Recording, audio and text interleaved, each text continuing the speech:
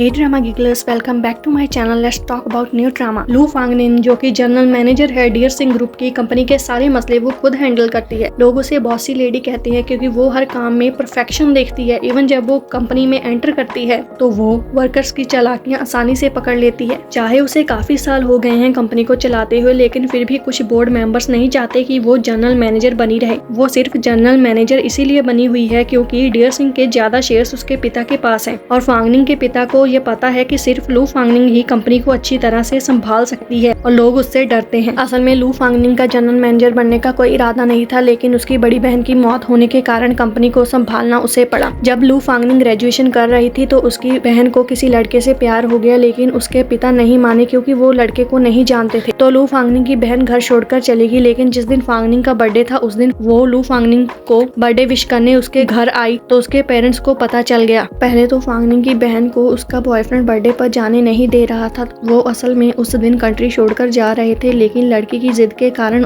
वो मान गया और उसने उसे जाने दिया। जब फांगनिंग के पिता को पता चला कि उनकी बड़ी बेटी घर आई है तो उन्होंने बॉडीगार्ड से कहा कि वो उनकी बड़ी बेटी को रोके, लेकिन बहुत कोशिश के बाद भी किसी तरह से वो वहाँ से चली गई। जब वो रास्ते में गाड़ी चलाकर जा रही थी तो अचानक से एक ट्रक की टक्कर होने के कारण उसकी बहन की वहीं पर मौत हो गई। गाओ इरफान जो कि फांगनिंग की बहन का बॉयफ्रेंड था, जब उसे पता चला कि उसकी गर्लफ्रेंड की मौत हो चुकी है तो वो लू फांगनिंग का असिस्टेंट बन गया ताकि वो उससे अपना बदला ले सके। लेकिन उसे यह नहीं पता था कि गाओ इरफान उससे अपना बदला लेना चाहता है। पहले तो कुछ साल इरफान ने फांगनिंग का बहुत साथ दिया ताकि वो अच्छी इनकम कंपनी को दिला सके और कंपनी के शेयर्स की कीमत भी कई गुना बढ़ गई। कंपनी के लोगों को और कंपनी को बहुत से लोग जानने लगे। अब फांगनिंग अपना खुद का इन्फिनिटी ब्रांड खोलना चाहती है ताकि वो अपनी बहन की इस आखिरी विश को पूरा कर सके। उसे बहुत से पैसों की जरूरत है तो वो इसकी बात सबसे पहले बोर्ड ऑफ डायरेक्टर्स से करती है, जिसमें इरफान उसका पूरा साथ देता है। वो चाहता है कि फांगनिंग का ब्रांड लॉन्च हो जाए और फिर वो उसे बैंकरप्ट कर सके। जब बोर्ड ऑफ डायरेक्टर्स फांगनिंग के इस आइडिया को सपोर्ट नहीं करते, वो अपने पिता से इसकी बात करती है, लेकिन ज्यादा फंड यूज होने के कारण पहले तो उसके पिता भी मना कर देते हैं, लेकिन फिर वो एक शर्त रखते हैं और वो कहते हैं कि अगर वो पहले शादी करेगी और उन्हें एक ग्रैंड चाइल्ड देगी तो वो उसके इस ब्रांड में पैसा लगाएंगे। लू फांगनिंग शादी के लिए तैयार हो जाती है। वो सोचती है कि किसी से भी वो कॉन्ट्रैक्टर शादी कर लेगी ताकि वो अपना खुद का ब्रांड शुरू कर सके। इसी बीच उसकी मुलाकात डॉक्टर लिन रुई से होती है जो कि एक सर्जन है। पहले तो फांगनिंग डॉक्टर लिन को 2-3 बार मिलकर देखती है कि वो कैसा इंसान है, लेकिन जब फांगनिंग को पता चलता है कि उसके भाई ने किसी को 4 मिलियन मनी उधार दी है बिना किसी पेपर वर्क के, तो वो अपने भाई के अकाउंट और कार्ड्स को फ्रीज करवा देती है ताकि वो और पैसा यूज ना कर सके। फिर जब उसका भाई बताता है कि उसने वो पैसा किसे दिया है तो वो उस लेडी को बात करने के लिए कैफे में बुलाती है ताकि वो अपना पैसा वापस ले सके। लेकिन वहाँ पर डॉक्टर लिन आ जाता है। असल में ये सारा पैसा उसकी आंट ने लिया था जो कि डूब चुका है। तो फांगनिंग वहाँ पर डॉक्टर लिन को कॉन्ट्रैक्टेड मैरिज का ऑफर देती है ताकि अगर वो शादी करेगा तो उसे ये पैसा नहीं देना होगा, लेकिन डॉक्टर लिन कॉन्ट्रैक्टर शादी के लिए मना कर देता है। कुछ दिनों बाद जब डॉक्टर लिन के पास पैसों का जुगाड़ नहीं हो पाता तो उसे फांगनिंग से शादी करनी पड़ती है, लेकिन वो अपनी शादी को लोगों से छुपा कर रखता है। दूसरी तरफ इन्फिनिटी ब्रांड शुरू हो जाता है। तभी गाओ इरफान अपनी चाल चलता है। वो इन्फिनिटी के फर्नीचर में प्रॉब्लम्स है ये लोगों को बता देता है। ये फर्नीचर ड्यूरेबल नहीं है तो लोग फर्नीचर वापस कर देते हैं। फांगनिंग लोगों से कहती है कि वो उन्हें पैसे वापस करेगी, लेकिन कंपनी के बोर्ड ऑफ डायरेक्टर्स फांगनिंग के खिलाफ हो जाते हैं और कंपनी के शेयर्स गिर जाते हैं। तो गाओ इरफान नया जनरल मैनेजर बन जाता है कंपनी का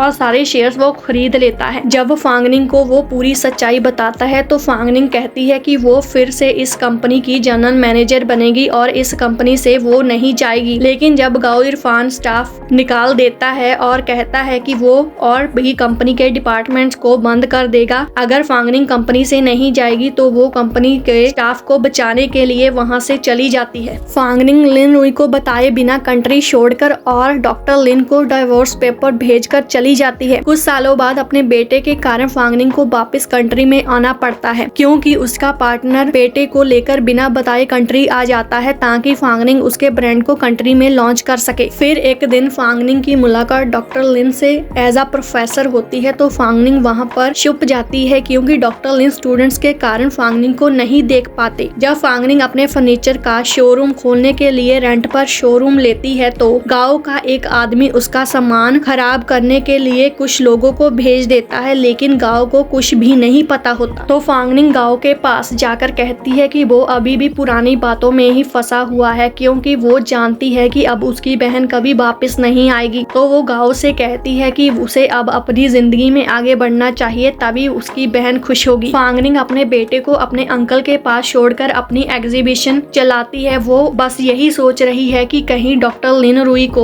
उसके बेटे के बारे में पता न चल जाए। क्या होगा जब डॉक्टर लिन रुई को पता चलेगा अपने बेटे के बारे में। अगर आप ये ड्रामा देखना चाहते हैं तो ये ड्रामा है बिगिन अगेन। अगर आपको इसकी स्टोरी अच्छी लगी और जानना चाहते हैं कि इसकी एंडिंग क्या होगी तो इसे जरूर देखना। Thanks for watching.